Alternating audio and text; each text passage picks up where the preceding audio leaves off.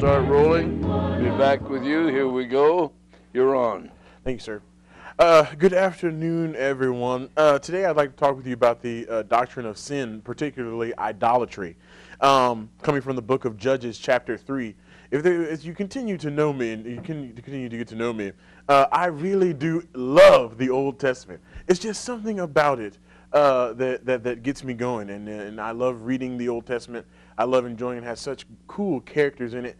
And I love the book of Judges because it kind of reminds me of a comic book, the way it's laid out. It's like it's got heroes, but they're not perfect heroes. They've got villains that they're violent. And so when we get to Judges chapter 3, Joshua is dead. They've conquered, so much land across the Jordan. They've split the land between the 12 tribes of Israel. And so now they're home. They have a home. They're building everything in which they need to do. Now, also in the book of Judges, there's this cycle of what we call sin. And in the cycle of sin, it kind of goes like sin, slavery, sorrow, salvation.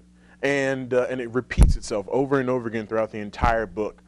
So what we're going to look at today are 3 steps pertaining to idolatry and how the people of Israel continue to fall into it.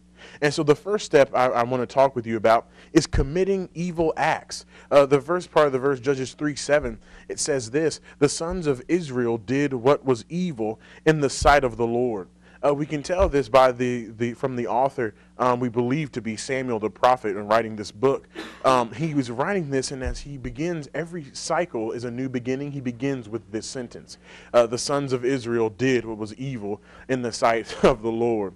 And so the first of the 6 periods of oppression begin with Othniel. He's the first judge. He's Caleb's younger brother. He was strong. The people of Israel were safe with him, and so he was kind of did what was right until this point. And so this is merely the beginning, like I said. Now the people were doing what was contrary. They were doing what was evil in the sight of the Lord. So it's not that we see that God is ever watchful in what he does, and that they're committing these heinous acts against him, obviously knowingly or unknowingly. They are doing these things. And so as he continues to write, the author continues to write, they have chosen to do what is evil. And so he's continuing on with this over and over again. They're just committing evil acts. They're leading. It's kind of like the first step into falling into idolatry. You're stepping away. You realize slowly that you continue to get into this cycle of sin, to where you now begin to commit these acts against God. The second step is that they were overlooking God. The verse continues, and forgot the Lord their God. What I find very interesting about this is, one, how can you forget God? When I read the book of Judges, I talk with some of my friends about this, and even when I have different accountabilities and they ask me what I'm reading, I say I get so upset at the children of Israel. I get so upset at the sons of Israel because they forget God. I get upset because they do what's evil. And then I have to look back at myself and say, well, you've done this before, and it doesn't look pretty good. It's like, you get me upset. Now I'm upset at myself, and I didn't want that. I just wanted to be upset at these people who are dead and gone. I just wanted to be upset at them because I know they can't say anything, and so I was very upset, and I get upset at these people, and then I have to look back at myself and say, well, have I done these things? Am I in this cycle? Am I just in the part of enjoying my salvation? Am I stuck in sin, or am I stuck in slavery or sorrow? And so we get to this point, and they forgot God.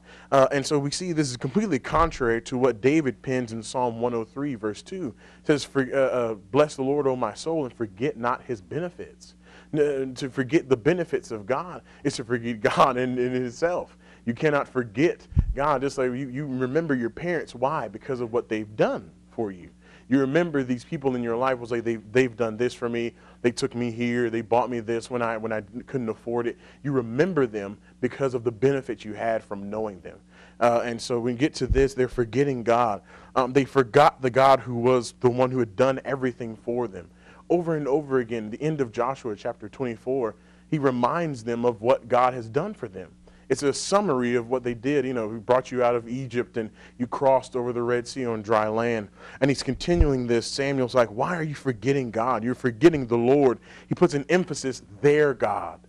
He's putting the emphasis, this is the Lord, this is Yahweh, this is their God, the God.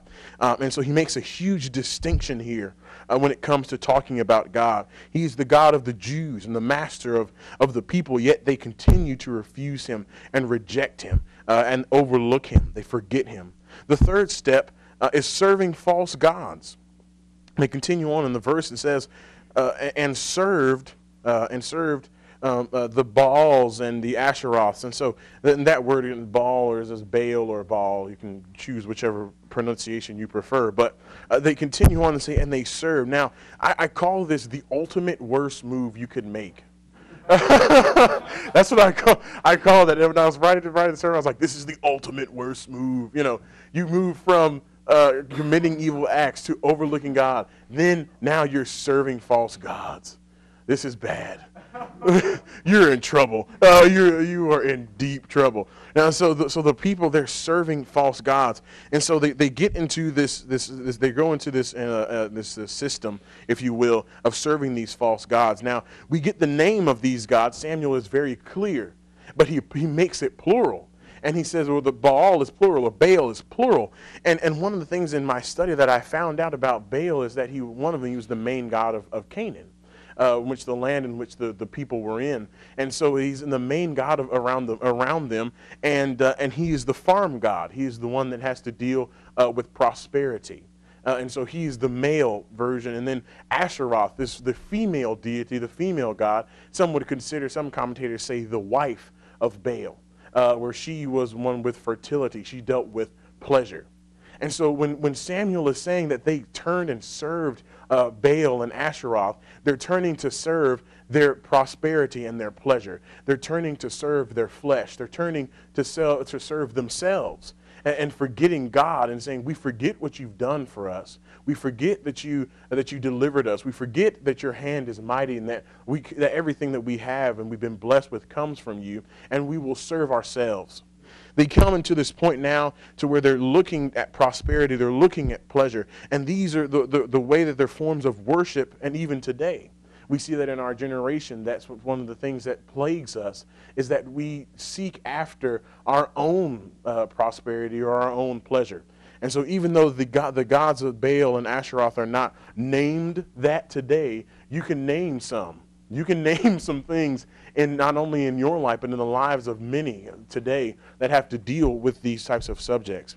And so the difference between these things, difference between slave to sin and slave to God, is summed up in the words of Judges 3:11. So the land had peace for 40 years. And so when God had raised up Othniel as a hero who would defeat doubly wicked, he goes on in verse 8 and names this king, but the king translated his name is doubly wicked. It's just a double portion of evil. And this judge rises up, Caleb's younger brother rises up and defeats him with the hand of God. The Spirit of God came upon him, and he overcomes this. And so in conclusion, we get to everything in which we're doing, and since everyone will be a slave, whether they give themselves to what, or rather who will give yourselves to, going after these Baals or going after these Asheroths will only lead to destruction.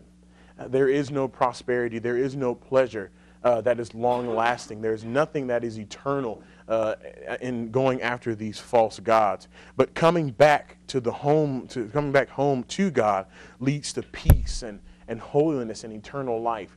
And that's what I find throughout the book of Judges. I love it when it comes to the cycle at the end of salvation, when deliverance comes to the people, and the people of Israel, the sons of Israel, acknowledge, now we have been overcome. We have overcome these people. We have tasted peace. We know what it looks like. We know holiness, and we understand eternality. And so the way I see it is that really there is a no-brainer. I always want to stick and stay in the salvation part of the cycle. And I don't want to enter into the sin. I don't want to enter into the slavery or the sorrow. But I want to continue to live in the deliverance of God. Thank you. Okay, Dominic, thank you. The total time is 9 minutes and 20.